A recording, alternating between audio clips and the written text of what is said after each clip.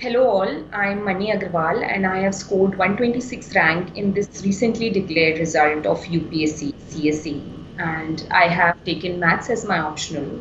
And the reason why I am making this video is to make you realize that maths is a reliable subject as an optional, and we can all do well if we have a background in mathematics in our graduation or post graduation. So I did my BSc and MSc in mathematics. So when I started preparing for this exam, there was no choice of taking any other subject in my mind, and I realized that it's only maths and maths that I take. So I think that as far as syllabus is concerned, there are two subjects. There are two papers, paper 1 and paper 2. And each paper has 6 to 7 subjects. So when I was in BSc, I realized that around out of the 14-15 subjects, I guess I completed around 10 to 11 subjects within my BSc syllabus. And secondly, maths is termed as very scoring subject. If you are writing the answers or solving the questions fully, you will be awarded good marks. It is very scoring. But second thought is that it is equally hard work demanding. It is even more demanding than many of the art subjects, because you need constant practice for that. You should be able to write answers in the limited time frame, and you should be able to solve as random questions as can be asked. So it is both scoring but also more hard work demanding. So there has to be balance, and use maths as an option only if you are willing to enjoy the subject and also put in as much hard work as required.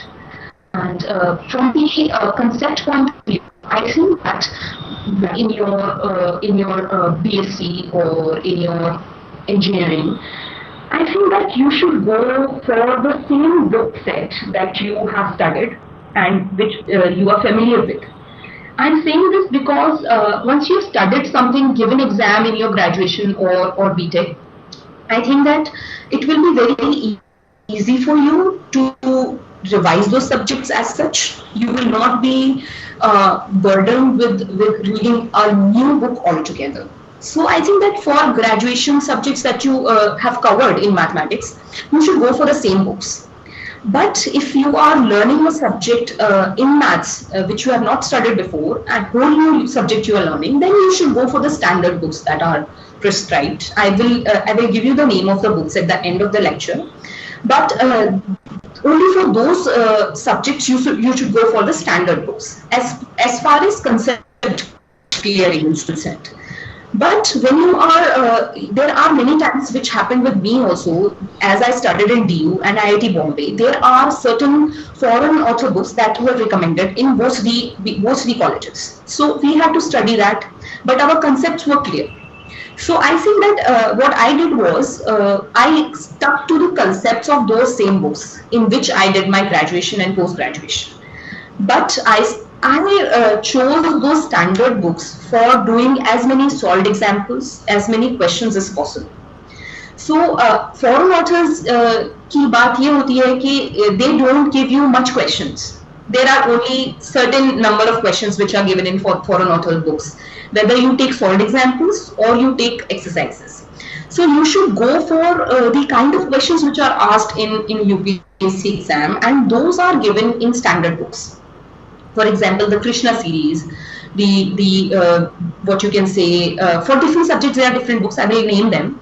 So I think that as far as the books are concerned, you should go for those which you have studied in the graduation subjects, and if you are doing something more, you should go for the standard books. But if you once you have done with the concepts, it only comes around to solving as many questions as possible, because that will give you speed, that will give you an idea actually how questions are solved in a limited time frame, that with respect to the questions which are asked in exam.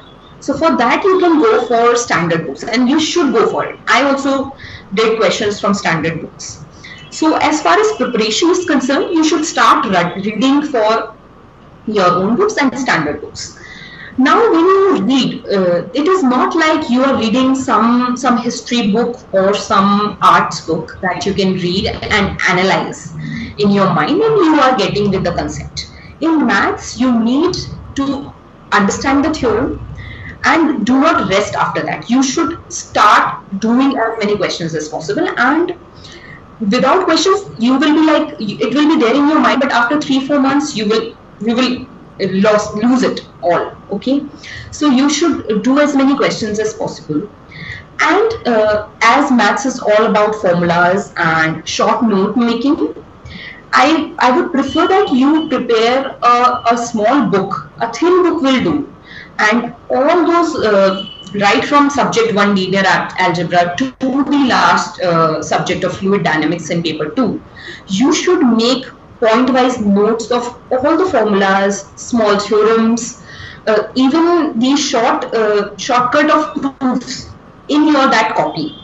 I will promise you that only this thin copy will give you all the theorems and formulas for the whole syllabus, and this will help you in that last moment when you have only half a day before the exam and you just have to flip over it. You don't have time to do sums. But when you have written those notes, your sums will move around in your brain. You will remember each and everything around the formulas. So that should start from day one itself. Right when you are starting to read, you just start making small notes of required formulas, not just the whole book, but make it as short as possible according to your capability and your understanding, whichever works for you. So this book was fine with my mains exam. Okay, so you start making notes and get serious with the subject. Do it regularly. So when I say regularly, I mean that except for the 2 months before prelims, that is if you have prelims in June, so April and May, you can give maths a break, in the sense that because first you have to clear prelims. So for the last 2 months, you can give maths a break, and apart from that, each month, each day, you should give maths a required number of time. So for me, it was after dinner time, 9 to 1 or 9:30 to 1, it was fixed that I will do maths. Even if I'm not feeling to do it, and even if I'm feeling that, okay, let's give it a break, I will not give it a break. Because maths is something that if you lose one day, you will eventually get a habit of losing 1 day in a week or 2 days in a week, and that cycle will go off. So जितना भी आपका मन ना कर रहा हो maths पढ़ने का, maths is a subject that requires your inner push. Maths कभी बहुत ही कम लोग होते हैं जिनका मैथ्स करने का मन करता है. आई थिंक कभी ना कभी ऐसा दिन आएगा कि आपको बहुत गुस्सा आएगा मैथ्स पर, अरे मुझे नहीं करना, but you should do it. Even what you can do is at such times you take a easy subject in maths in which there is very much solving, there is no big theorem, but you just have to solve. So you can say that when I was in my preparation and kabhi aisa hota tha that I was not feeling good to do maths, I used to pick up subjects like linear algebra, optimization, linear programming, or integral calculus. Usme there are so many sums, it opens your mind. So you can try that. When you are so much in mood to study, you take up hard subjects like analysis, linear, abstract algebra, or you can say your physics subjects if you are interested. So that way it will balance out your preparation. It will reduce your time wastage on maths. Because in any case you will have to do subjects, you will have to cover the syllabus. In maths, you cannot, as you can say in any other subject as optional, you cannot afford to lose out on syllabus. You have pretty much time. If you take 3 hours every day for maths, you will be able to complete the syllabus in 8 to 9 months at maths. Even if you are somewhat slow in learning, 10 to 11 months will do. So I think that it will be very easy in a sense to cover up the subject. So I think that there is no option of leaving things in the syllabus as far as completion is concerned. But I will also like to say that there are many topics in math syllabus which are of physics, and in paper 1 and paper 2 both, there are one subject each of physics, which are a slight different from what we used to study in maths. If you have done maths honors like me, or M.Sc in mathematics in particular, you might not be able to get hold of those subjects very strongly as compared to other subjects in the same paper. So when I'm talking about paper 1, there is a section of physics subjects, and in paper 2 it's fluid dynamics. So they are hardcore subjects, and there are many people who are not comfortable with them. What I would like to say is that you can give your time to understand those subjects, and if you are able to get hold on them, it is very good. You can prepare your notes on the easy topics of those physics subjects in both the papers. That will do. But in case you are not able to understand physics topics because of your lack of hold on the subject, and you are thinking that you are missing out on other subjects in the paper 1 or paper 2 because of those physics subjects, I would prefer that you don't get too serious about those physics subjects. You can be slightly lenient in your preparation in those particular subjects, because I'm saying this because I did it myself. And what happens is that we tend to waste our time on those subjects which we are not understanding well, and we are very much scared of attempting those questions, and we know that there are random questions which are asked in the exam. So I think that you can cover the easy portions in those subjects and leave those subjects for the time being. Complete your syllabus, strengthen your subjects which are strong, which are there in hardcore maths, strengthen them, perfect them, and then if you have time, you can come back to those physics subjects, solve questions from the standard books. I think that will help you in not wasting your time, keeping your mind stable, and doing 100% what you know and doing 70 to 80% what you don't. So it is better to strengthen what you know than to waste time in which you understand that you are not going to get it. If you are getting it, it is very crucial, it is very good, and you will be scoring high because questions will be asked from those portions.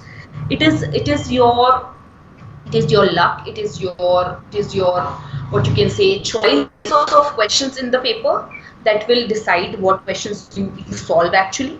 So there can be options where you can leave those physics questions.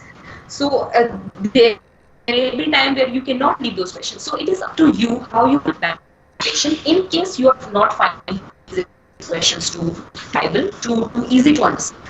I would say you should complete your syllabus 100%.